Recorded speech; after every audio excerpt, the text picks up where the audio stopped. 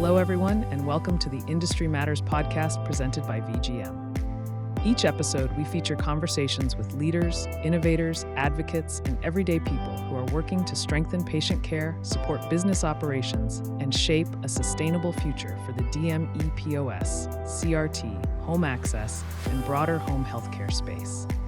At VGM, we believe that knowledge moves the industry forward. Our goal is to give you real insights you can use, whether that's navigating industry challenges, improving patient care, or strengthening your business. Great. Welcome, everybody, to the Industry Matters podcast. I'm Tyler Mahncke, Senior Vice President of Membership here at VGM Associates. Welcome to the podcast, and thanks for taking the time to listen in.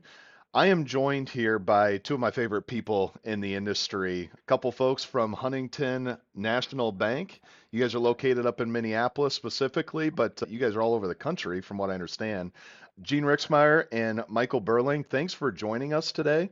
Before I jump right into this thing, I want to have you guys give us a quick intro of yourselves. Tell us about what you do, kind of your day-to-day. And I'm going to make you tell me, because we're right in the middle of Olympics season here, and you're taking a break from watching curling, I'm sure. You got to tell me what your favorite Winter Olympic sport is and why. I'll start with you, Gene. Go ahead, get us started. Yeah, thanks, Tyler. Really put me on the spot here. But yeah, Gene Richtsmeier.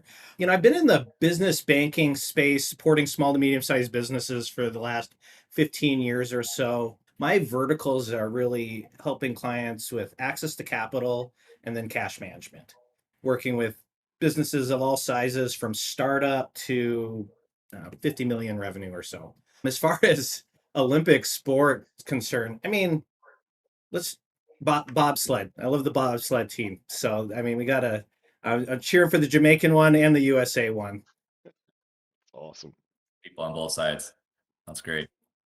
Yeah, for me, and I appreciate it. Thanks to be here. Michael Berling. I've been in SBA lending going on about 11 years here now. Realistically, my day-to-day centers around helping business owners, to Gene's kind of earlier point, access to capital so they can grow. Means everything from expansion projects, acquisitions, new locations, succession planning, SBA lending, everything about structure to kind of get there, helping map clients' understanding of their goals to get to their ultimate need.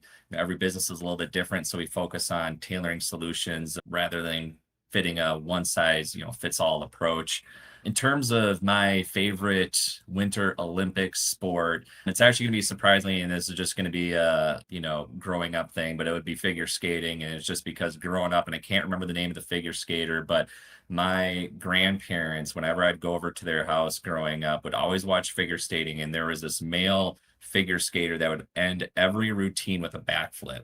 I can't remember who that was, but I always grew up and I always watched that guy, and that was my grandparents' favorite figure skater. I can't remember his name, so maybe we can have Jamie fact check us for that name here a little bit later, but that would be continue to be my favorite Winter Olympic sport. Love it. They made him quit doing the backflip. I heard the story about the gentleman that came. They made it a rule this year that they could finally bring it back, and gentleman did it, and I think he ended up winning. I think it was a big controversy, but anyway, so we'll go past it. It was Scott Hamilton, just for the record. I did it. Yeah, we did look that Appreciate up. it. We checked with our sources, and it was Scott Hamilton. Or Hamilton. There we go. Yep. I expected the Minnesota boys to say that ice hockey was your favorite, but that's personally mine, both men's and women's. I don't know if you've seen our women's hockey team. They're dominating right now and fun to watch. That sport's come a long way over the last few years, so that's been fun. But thanks again for the intro, guys, and the context on your background. And I think a lot of what you guys do and will play nicely into some things that I'd like to accomplish today. And for many years, I talk with our members every day, right, and a handful of them every day, and go to industry events where we're going back and forth via email, text, and phone calls and such. And I've seen a trend, right, over historically, it's a lot of, hey, how can you help me save? I'm going through various cost saving matters, some cost cutting measures. I'm looking for discounts with my partners and things like that. I hear it all the time, right? But over the last few years, that has dramatically changed. It's how can you help me grow, Tyler? Like what partners do you have that can help me grow? Or so that's one thing I'd really like to get into today, because I think that's where you guys really can come into play. And we're getting into the first quarter here in 2026, and with all of that in mind, do you have any like overarching themes that you've been sharing with potentially some business owners? Doesn't necessarily have to be specific to DME. I know you guys work with a ton of DMEs, and a lot of them are our members, but I think you can take that message across anybody else, even outside of the industry that you're working with. Is what would those themes be? And then maybe talk a little bit about kind of the strategic planning from year end that maybe you saw that people are taking into consideration this year, and how potentially you guys can help them with that. Yeah, no, absolutely. It's a great question. And going from 2025 into 2026, just like any other new year, my ultimate goal is to encourage business owners, whether or not they are existing business owners or potentially business owners that are sellers that are looking to sell, to really lean into planning and preparedness. Tyler, to your commentary on the themes that I kind of talk about would really probably center around 3 or 4 different bullet points that I could share. Being proactive, not reactive. Don't wait until you need the capital to start building that relationship with the lender. Focus on sustainable growth. Revenue is great, but predictable cash flow is ultimately what drives value. Predictable cash flow is king in those scenarios. Keep an eye on your talent and your capacity, especially right now. So, many companies are still catching up from rapid growth from a lot of different reasons, the pandemic included. So clean financials, strong processes, KPIs in order, the right team make all the difference there. And probably the last one that I focus on specifically in my role in my day-to-day is just stay open to opportunities, whether it's expansion, whether it's acquisition. 2026 is still going to present a good window for businesses that are ready. Fantastic. I like that. Go ahead, Yeah, I Jim. was gonna say I like what you said there, Michael. I think the particular around, not just focusing on top line revenue. I think what we're seeing a lot of is cost of goods are coming up, have increased.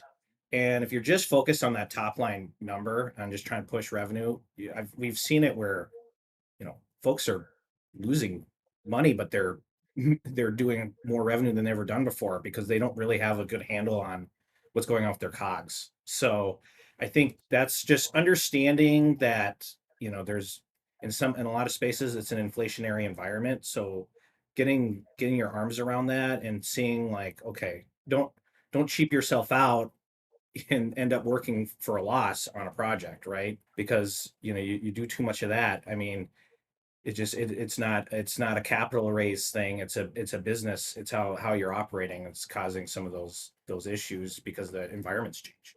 And you're totally right. It's been, you know, tariffs have played into this, cost of goods just in general, raw materials has not dropped in quite some time, right? So you're definitely speaking to the DME industry, and now we're talking about this next round of competitive bid that's coming. We're still waiting on a lot of the details, but we don't expect them to come back and say, "Oh, we're actually going to pay you guys more this time around," right? So with that in mind, I think what you said definitely rings true for our membership.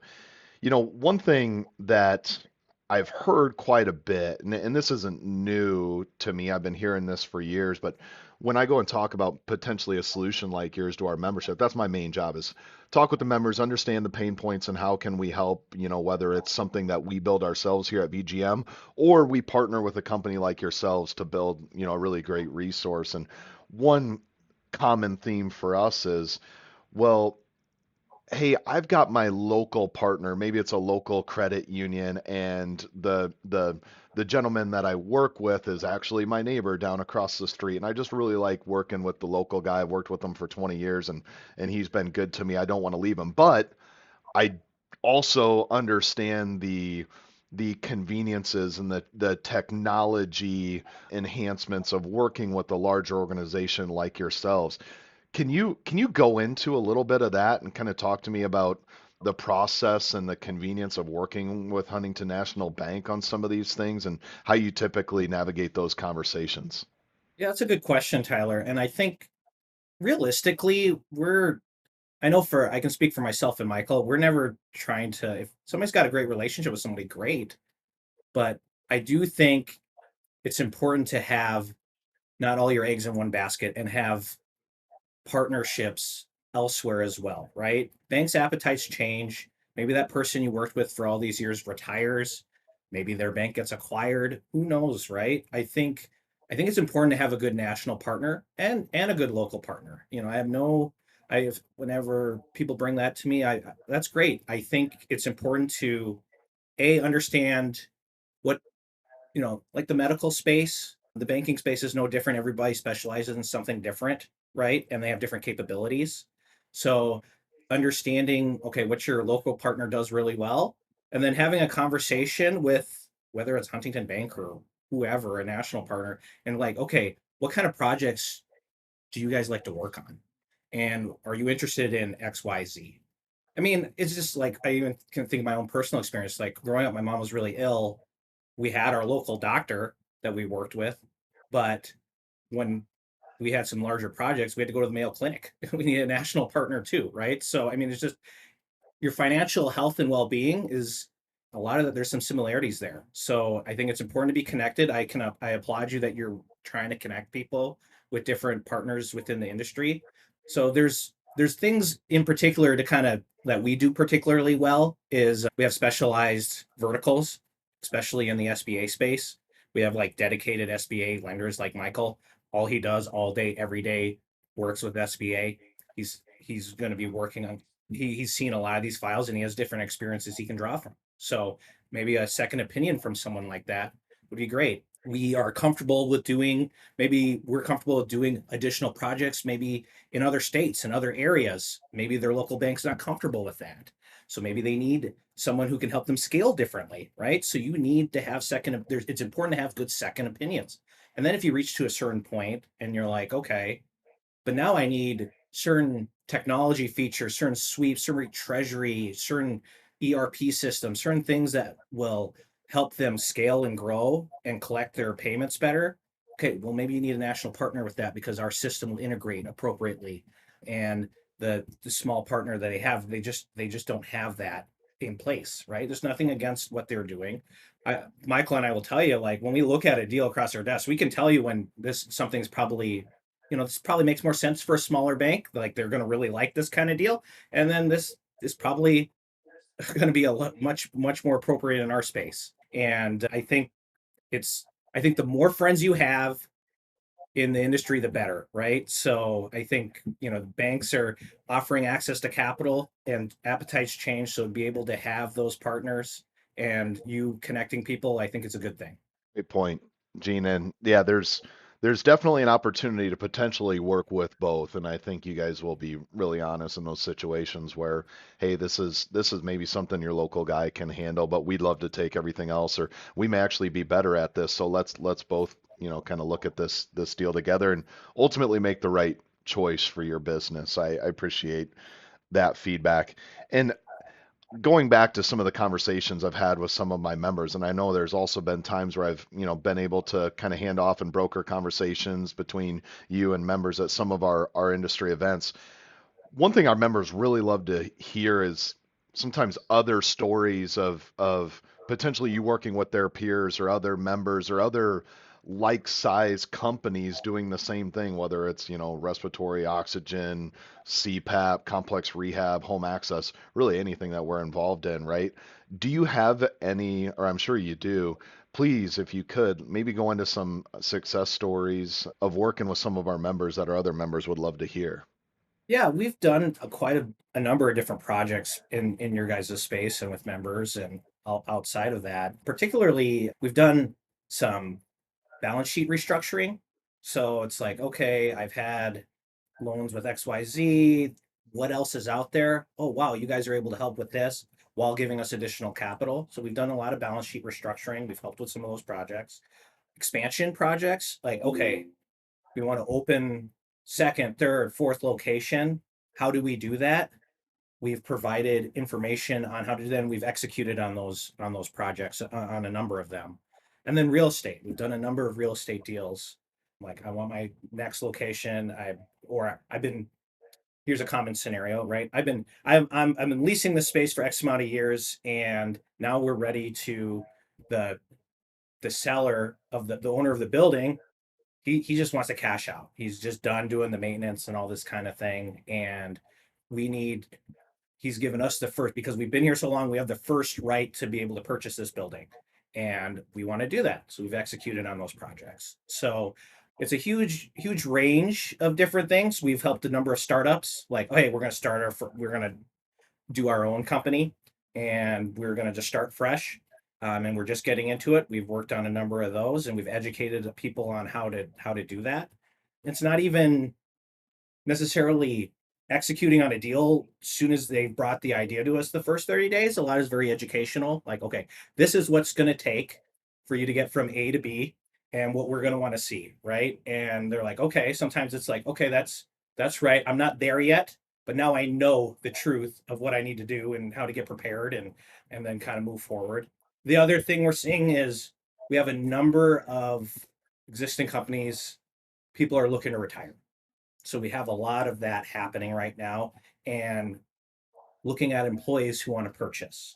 And there's a number of projects like that and examples of that we're working on, and helping, like, oh, I didn't even realize there was an option out there for my employee to buy this, because the bank down the road wasn't interested in it because they didn't like our collateral or things like that. They didn't understand our business from a from a new person buying this business. But there's options out there for employee buyouts, and people are able to retire, and maybe from there, there's not everything's about money, but some it's a legacy thing. Like, okay, so and so's been working here for 20 years. They know everybody, they know more vendors, and I know when I sell this and I come back, that Jill and Jane and everybody here is still working here, and I feel good about how I left it. So those are just a few. I guess, Michael, anything you want to add? I know you're really deep in the weeds on some projects, but Yeah, no, you hit them all. So, right, we'll do startups, and we have in the DME space, and we continue to do so.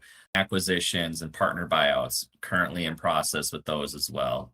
Expansion projects, where maybe from a territory perspective, they're looking to get into a new office location, buy additional inventory, get a whole bunch of additional equipment because they're seeing that rapid growth in revenue.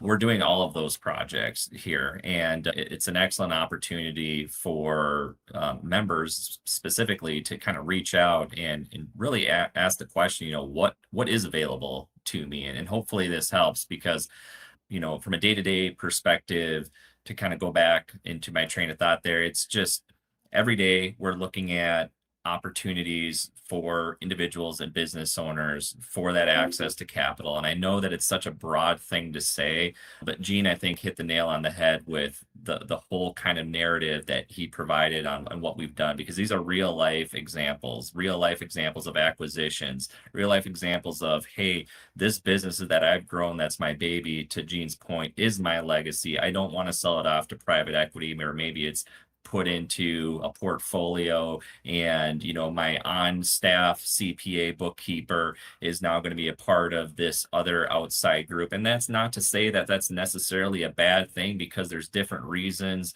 that you do what's best for you and your business. This just gives you another option. And so I think what's really important about speaking to your lender or us specifically on opportunities like this from an acquisition, expansion, and startup perspective, and a balance sheet restructure perspective, is that we're able to look at these opportunities holistically. We don't put an X on anything right away, and we're really willing to educate and answer questions. So whether or not it's something that we can do right this second, or something that happens 6 months from now. I received a call last week from an individual I talked to 8 years ago, who is ready to rock and roll. So you just never know, when the right situation is going to come up. But I think what Gene and I do a really good job of is always just educating and telling people what they have access to today, so they can make the best decision for themselves and for their business moving forward.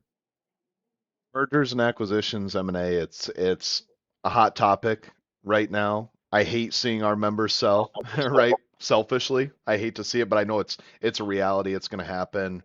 Cost of capital's dropped. There's an uptick of private equity interest in our industry, I think it's safe to say.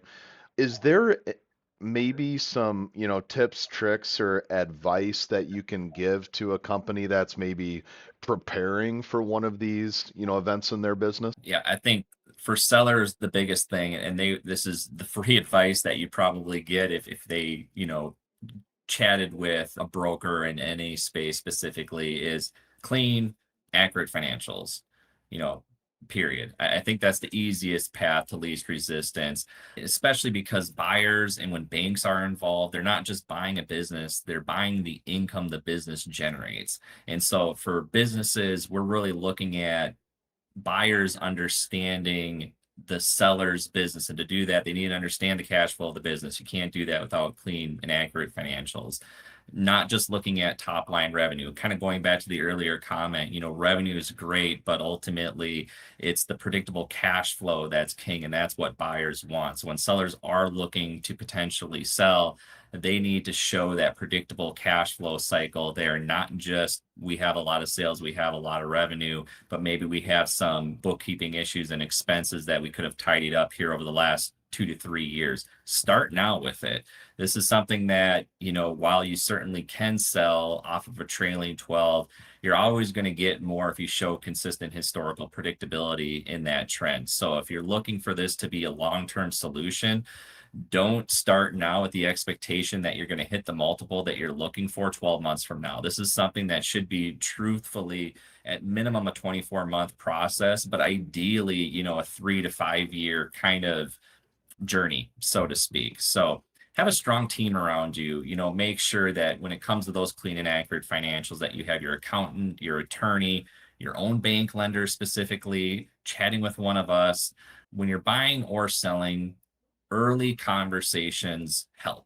Give yourself time so that you're not rushed into decisions. And I think that's the biggest thing, going back to the readiness. Yeah, business is worth whatever anyone's willing to pay for it, right? But in the end, the bank is going to lend, for the most part, banks are going to lend to cash flow, right? So, and if we can only lend to X amount and you want a larger amount and we're restricted because of cash flow, then you're maybe looking for then a unicorn who's just going to bring cash in, or is it just a strategic buy? You kind of restrict your options. So to Michael's point, thinking of this early, getting in front of partners early, and often having an understanding on how these things are going to get evaluated, so you're not rushed to do something because you're like, I need to sell tomorrow, and then, well, you're not. When that happens, then it's no different when you sell anything else. You just, if you're just selling it fast and furious for the first comer, it's just not gonna, you're never gonna get the maximum value, right? Because you haven't put the thought into it in business or whatever, regardless if it's a business or anything else. Great advice. So we talked a bit about, the sell side of the M&A activity. What about on the buy side? Like what are my options there? And can I use like an SBA loan to potentially acquire a business? Yeah, no, and absolutely. So SBA is one of the most common and effective ways to finance a business acquisition. And you can do that. It's especially helpful because it allows lower down payments, right? Longer terms. We can finance goodwill. Ultimately, and I don't mean this as a slight, but when I talk about true SBA lenders, not just lenders that dabble in SBA lending from time to time, but the ones that really kind of make SBA lending their bread and butter, not even just being a preferred lender. You'll hear the terms GP or general processing lender and PLP or preferred lender authority.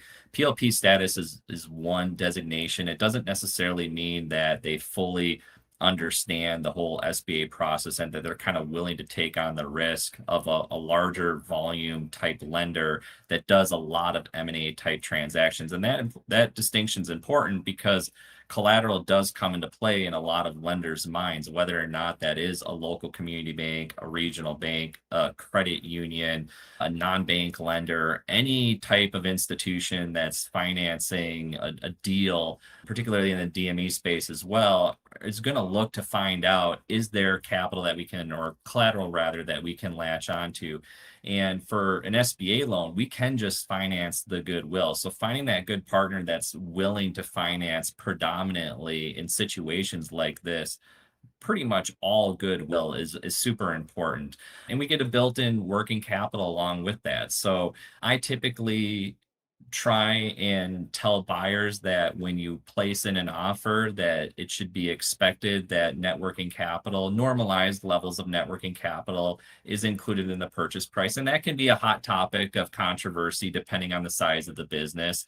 It shouldn't automatically be included, but I do think that it's prudent for a buyer to approach any deal with that. But that all being said, a bank should also, or not even just a bank, but a credit union, anyone else, should be able to provide additional working capital as well, which is another really important tool. So a line of credit, whether it's term working capital, help out with soft costs.